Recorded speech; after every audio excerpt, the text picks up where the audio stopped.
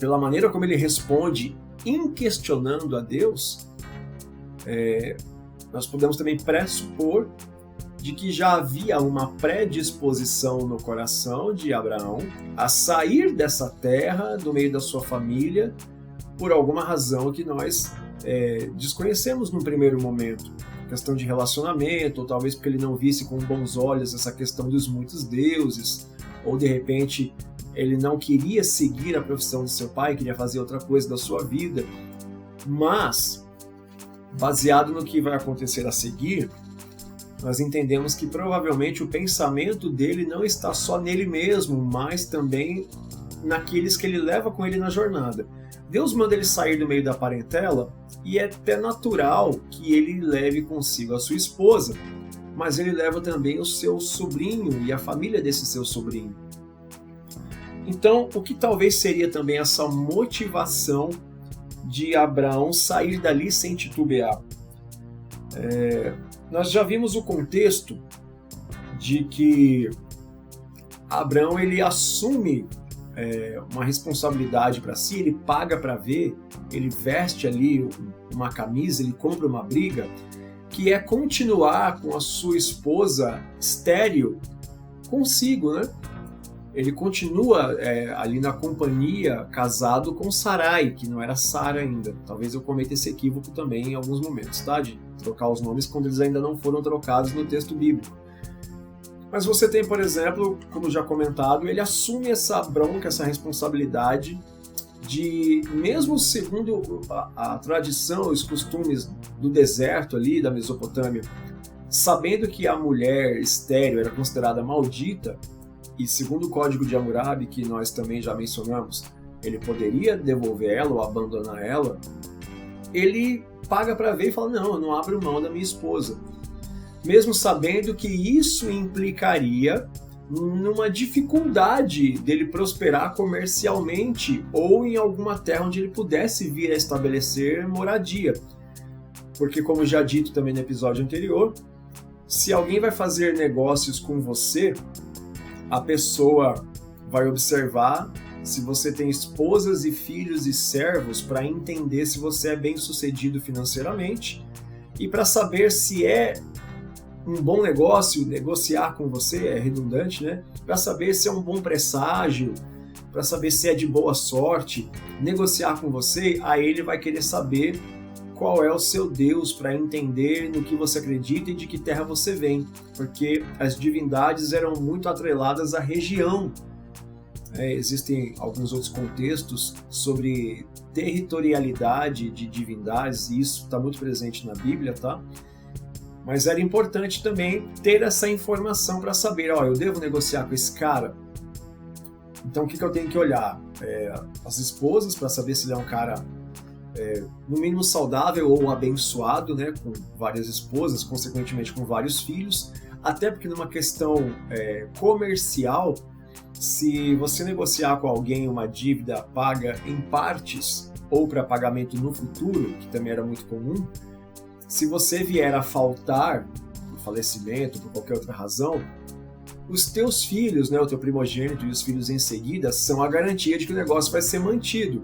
Haja vista o exemplo que nós temos no livro dos Reis, quando a mulher relata ao profeta Eliseu, olha, o teu servo serviu aos profetas, ele morreu, e os credores vieram e buscaram os meus filhos. Então, isso é um costume mesopotâmico, isso é um costume do Oriente Médio. Hoje em dia não sei tanto porque tem várias leis, né, por causa da ONU, essa questão toda, mas é um costume bastante presente em certo momento e é provável que hoje de alguma forma ainda prevaleça. Mas uma forma de você ter ali uma certa garantia, caso aquele homem, pai de família que negociou com você vier a faltar, você tem os filhos. Então você tinha que observar a quantidade de esposas, quantidade de filhos, consequentemente a quantidade de servos, e aí você observava também o Deus que ele acreditava, para saber de que região ele vinha e qual era a fama e a prosperidade dessa região de onde ele vinha. E, consequentemente, você tendo um Deus que você acreditava e seguia, ele teria que ter um nome que representava os atributos, né? O nome dizia que tipo de Deus era pelos seus atributos. E aí ele tinha uma aparência que permitia com que você esculpisse os terafins, né? Os ídolos domésticos, que serviam como recibo, escritura. Então tudo isso era importante num contexto comercial. Então quando Abraão ele escolhe sair do meio da sua terra, da sua parentela, levar sua esposa, continuar casado com uma mulher para os costumes ali maldita, árvore infrutífera, raiz seca, todos esses nomes que eram dados a mulheres estéreis. Ele tá, como a gente fala na expressão mais geek, né, mais nerd, ele tá tentando zerar o jogo no modo hard, né, ou no very hard. Porque ele tá seguindo o caminho mais difícil, mantendo uma esposa estéril junto com ele, ouvindo um Deus que ele não sabia a aparência, o nome. Ele entende que num primeiro momento não era um Deus que estava em Ur dos Caldeus, porque foi a primeira ordem, era eles retirar ele dali para ir para um lugar que ele mostraria, provavelmente era a terra onde esse Deus de fato mandava. Então ele escolhe o modo mais difícil de seguir a sua vida. E o que faz a gente pensar que ele tem uma característica diferenciada, né, que motivaria ele a sair dali sem titubear, é que provavelmente esse desejo já estava no coração dele, ele já tinha o projeto de sair dali, provavelmente pelas informações que temos em seguida. Ele insiste em levar sua esposa estéril, talvez houvesse uma pressão por parte de seu pai Tera, que a gente vai ver depois que também era pai de Sarai, só eram mães diferentes, né? Abraão e Sarai eram de mães diferentes, mas todos eram filhos de Tera. Talvez houvesse uma pressão de Tera para que Abraão devolvesse, repudiasse essa esposa e acabasse desposando outra mulher para que tivesse filhos, né? E é até interessante isso porque no conceito mesopotâmico, sumério, no conceito do Oriente Médio, os filhos que são gerados de uma união do homem com a mulher ali, os filhos, eles são netos do pai do homem. Quando um homem tinha uma filha, ele queria tão depressa fazê-la casar, porque ele só teria a indenização por meio do dote via casamento. Ele não teria continuidade da sua linhagem, porque os filhos que viessem do ventre daquela filha seriam netos do pai do noivo e não do pai da noiva. Então existe uma importância também no que diz respeito à continuação da linhagem. Então Tera se via ali num grande dilema. Talvez houvesse uma pressão para que Abraão repudiasse Sarai e arrumasse uma outra esposa. Então, nós vemos que talvez Abraão não querendo desfazer, aqui é uma pressuposição com base nas informações e na cultura, tá? Os versículos a seguir vão trazer um pouco de luz sobre esse contexto também. Mas Abraão estava provavelmente diante de um grande dilema.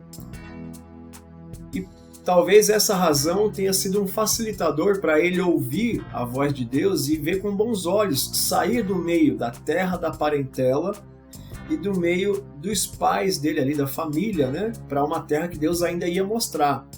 Porque provavelmente ali onde ele estava havia um grande conflito e uma grande pressão social no núcleo da família por causa de Sarai, por causa de tudo o que envolve esse contexto dela ser estéril e como isso era ruim comercialmente para Abraão, logicamente, mas para o seu pai Tera e para sua família ali em volta. Provavelmente Abraão era um familiar, um parente problema para ser resolvido no meio deles.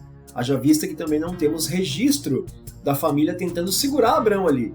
Tipo, não, despede tua mulher, mas fica você. Pelo contrário, nós não temos essa informação e nem posteriormente temos informação dele querendo voltar ou da família indo buscar ele. Então veja que provavelmente o que motiva, uma das razões que motiva essa saída de Abraão dali é porque isso já estava no seu coração. E Deus ele usou essa ocasião para manifestar a sua vontade natural, chamando Abraão para começar ali o seu projeto da nação eleita, né, a nação de Israel que começaria da sua descendência. Nós temos outros indicativos, por exemplo, ele vai levar Ló, seu sobrinho. Por que ele faz questão de levar o seu sobrinho? Aí nós temos que supor também que provavelmente, por não ter filhos, ele desenvolve um laço de paternidade e responsabilidade com esse sobrinho. Então era como se fosse um filho. Tanto que o projeto inicial é que Ló caminhasse com Abraão onde ele estivesse. Depois nós vamos estudar que há um evento que acontece que faz com que eles se separem. E Abraão abre mão de escolher uma terra melhor para si, para permitir que Ló escolha uma terra. Então é meio que um instinto paterno ainda cuidando de Ló. Então provavelmente, por não ter filhos, Abraão tem um laço de paternidade. Isso também vai transparecer quando Abraão intercede junto a Deus pela possível destruição de Sodoma e Gomorra. Ele está pensando em Ló, mas é lá onde ele está morando, se o Senhor destruir, aí começa aquela negociação, se tiver 10 justos, se tiver 5, se tiver um só. Há indícios no texto, então, de que Abraão tinha essas razões para atender a Deus tão prontamente e levar consigo ainda sua esposa e o seu sobrinho.